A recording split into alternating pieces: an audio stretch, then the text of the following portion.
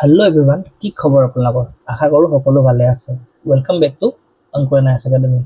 যোৱাকালি আছিল 1 মাৰ্চ আৰু 1 মাৰ্চৰ পৰা আমি এটা নতুন চিৰিজ ষ্টাৰ্ট কৰিছিলোঁ। নামটো আছিলে আস্ক সিদ্ধাৰ্থ ছাৰ। আৰু চিৰিজটোৰ মেইন মটিভ আছিলে আপোনালোকক APSC CCE নহ'লে APSC ডিপাৰ্টমেণ্টেল এক্সামৰ PIQবোৰ ডিছকাছ কৰা। ডেইলি এটাকে কুৱেশ্যন কৰোঁ, যাতে সেনেকুৱা কুৱেশ্যনবোৰ কৰোঁ যোনবিলাক কনচেপচুৱেলি অকণমান চেলেঞ্জিং হয় আৰু সেইবিলাক কুৱেশ্যনত ষ্টুডেণ্টবিলাক কেনেকৈ ফচে বা APSCয়ে কেনেকৈ ট্ৰিক লগাই কুৱেশ্যনটো সোধে সেইখিনি আমি ডিকোড কৰিব চেষ্টা কৰি আছিলোঁ। আৰু এই ডিকোড কৰা বহুত বেছি আৱশ্যক কিয় জানেনে? PIQবোৰ কৰিলে আপোনালোকৰ কনচেপচুৱেলবোৰ ক'ত লেক হৈ আছে, কনচেপ্টবোৰ ক'ত লেক হৈ আছে আপোনালোকে গম পাব। লগতে ফিউচাৰত সেনেকুৱা ধৰণৰ কুৱেশ্যন আহিলে বা সেনেকুৱা চিমিলাৰ কুৱেশ্যন আহিলে সেইবিলাক কুৱেশ্যন আপোনালোকে কেনেকৈ টেকেল কৰিব PIQ থ্ৰু দি আপোনালোকে বুজি পাই যাব। চ' আজি আমাৰ ছেকেণ্ড ক্লাছ, আহকচোন আমি ছেকেণ্ড কুৱেশ্যনটো চাওঁ। এই কুৱেশ্যনটো কেতিয়াৰ হয় জানেনে? APSC 2023 CCৰ আছিলে, ঠিক আছে। আৰু এইটো আজিৰো পলিটিয়ে লৈ আহিছোঁ। পলিটি অনাৰ কাৰণটো হ'ল পলিটিতে চবতছে বেছি কনচেপচুৱেল কুৱেশ্যন আহে। চ' আহকচোন আমি কুৱেশ্যনটো পঢ়োঁ। কুৱেশ্যনটো আছিল consider statements regarding the delimitation commission of India. তাৰ পইণ্ট নম্বৰ 1টো আছিলে the delimitation commission is appointed by the president of India and works in collaboration with the ECI মানে election commission of India. Number 2টো আছিলে article 82 of the constitution of India states that the parliament is required by law to enact a delimitation commission following each census. Number 3 to asil the delimitation commission exercise in post independent India was held in 1952 as per the 1951 census. Our last point to asile the present delimitation of parliamentary constitution has been done on the basis of 2001 census figures under the provision of delimitation act 2002. এইকেইটা আছিল আমাৰ point কেইটা। এতিয়া তাৰ এগেইনষ্টত কেইটামান option দিছে, কোনটো শুদ্ধ কোনটো ভুল হৈছে। চ' আহক আমি কুৱেশ্যনটো ডিকোড কৰিব চেষ্টা কৰোঁ, ঠিক আছেনে? আহক।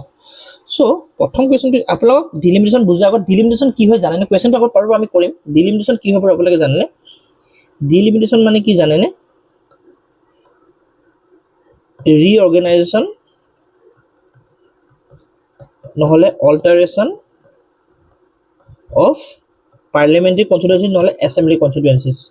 মানে কি হয় ডিলিমিটেশ্যন কি হয় জানেনে? আমাৰ যোনটো বৰ্তমানৰ লোকসভা কনষ্টিটুৱেঞ্চি বা পাৰ্লিয়ামেণ্টাৰী কনষ্টিটুৱেঞ্চি নহ'লে এছেম্বলি কনষ্টিটুৱেঞ্চিবোৰ নতুনকৈ ৰিঅৰ্গেনাইজ কৰে, নহয় অল্টাৰ কৰে on the basis of population. মানে কিবা যদি পপুলেশ্যন চেঞ্জ আহিছে সেই পপুলেশ্যনটো মানে মিলাবৰ কাৰণে ডিলিমিটেশ্যন কৰা হয়।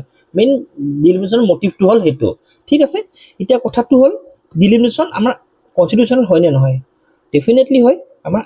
আমাৰ যেতিয়া পাৰ্লিয়ামেণ্টাৰী কনষ্টিটুৱেঞ্চি মানে লোকসভা কৰে বা এছেম্বলি কনষ্টিটুৱেঞ্চি কৰে মানে আমাৰ ষ্টেট এছেম্বলি কৰে, তেতিয়া দুটা বেলেগ বেলেগ আৰ্টিকেল আছে।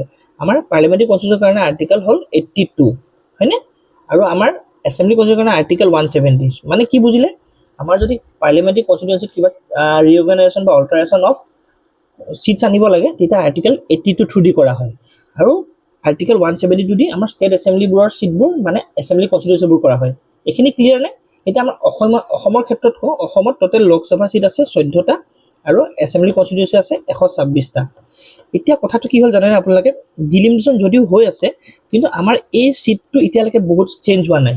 কিয় জানেনে?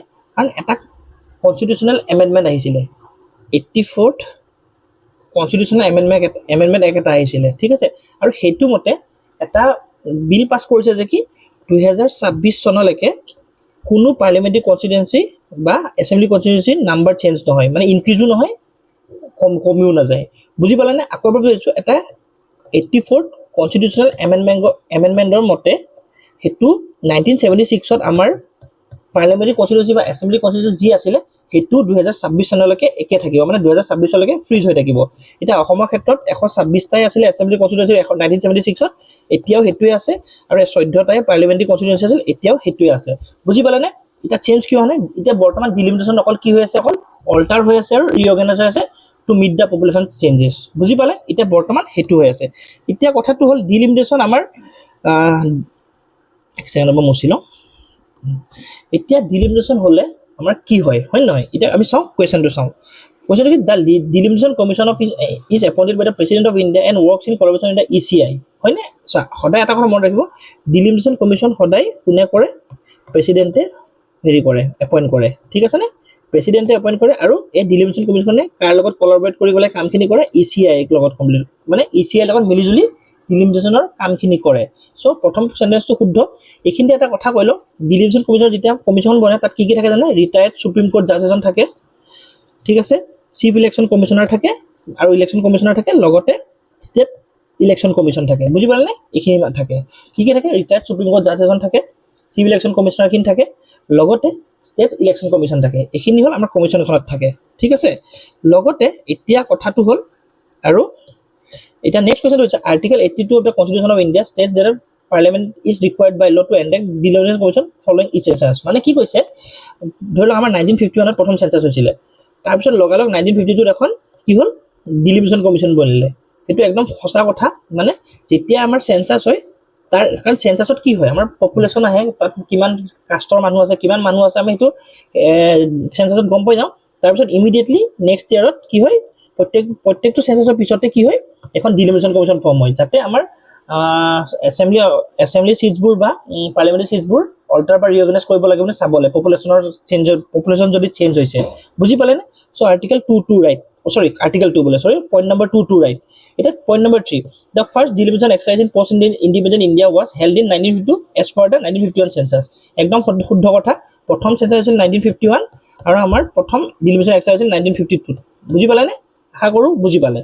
এতিয়া কৈছে কি, the present delimitation of parliamentary constituency has been done on the basis of 2011 census figures under provision of delimitation act 2002। সঁচা কথা হয় একদম।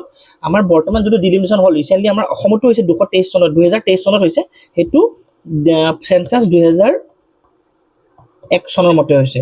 আৰু ডিলিমিটেশ্যন এক্টখন কেতিয়া হৈছিল, ডিলিমিটেশ্যন এক্ট অফ 2002 মতে হৈছে। বুজি পালেনে? এইখিনি হ'ল কুৱেশ্যনৰ আমি ডিকোড কৰি পালোঁ যে কি গোটেইকেইটা ৰাইট, ঠিক আছে। এতিয়া মই আপোনাক দুটামান এক্সট্ৰা কথা কৈ দিওঁ যাতে আপোনালোকৰ আমাৰ ৰিচেণ্টলি হৈ যোৱা ডিলিমিটেশ্যনটো আমাৰ অসমে কি চেঞ্জ হ'ল। আশা কৰোঁ আপোনালোকে ডিলিমিটেশ্যনৰ কনচেপ্টখিনি বুজি পালে। এতিয়া কথা হ'ল আপোনালোকক মই বেলেগ এটা বস্তু শিকাওঁ অকণমান। মানে আমাৰ ৰিচেণ্টলি যে 2023 চনত আমাৰ ডিলিমিটেশ্যন হ'ল, তাত অসমৰ কি চেঞ্জেছ আহিলে সেইটো অলপমান থুলমূলকৈ কৈ দিওঁ। চ' 2023 চনৰ ডিলিমিটেশ্যনৰ এক্সাৰচাইজৰ পিছত অসমত লোকসভা, মই কৈছোঁ লোকসভা 14টা আছিলে আৰু 126টা আছিলে এছেম্বলি কনষ্টিটিউশ্যন। অসমত কি হ'ল, নাম কিছুমান বদলিলে, ধৰি লওক কলিয়াবৰটো কাজিৰঙা হ'ল, তেজপুৰটো শোণিতপুৰ হ'ল, আৰু মঙলদৈটো দৰং ওদালগুৰি হ'ল। সেইটো হ'ল নেম চেঞ্জ কৰিলে। লগতে আৰু কি হ'ল আপোনালোকৰ, আগতে STৰ কাৰণে অকল এটা চিট ৰিজাৰ্ভ আছিলে, এতিয়া কি হ'ল, এতিয়া দুটা কৰিলে। চিমিলাৰলি আগতে SCৰ কাৰণে এটা আছে, এতিয়া SCটো চেঞ্জ কৰা নাই। আৰু আমাৰ এছেম্বলি কনষ্টিটিউশ্যনত কি হ'ল জানেনে, আগতে কি আছিলে, STৰ কাৰণে 16টা ৰিজাৰ্ভ আছিলে, কিন্তু এতিয়া কি কৰিলে, 19টা কৰি পেলালে। আৰু আগতে SCৰ কাৰণে কেইটা আছিলে, 8টা আছিলে, এতিয়া 9টা কৰি পেলালে। ডিলিমিটেশ্যন 2023 হোৱা ডিলিমিটেশ্যনৰ পিছত অসমত এইখিনি বিশেষ চেঞ্জেছটো আহিছে। আপোনালোকে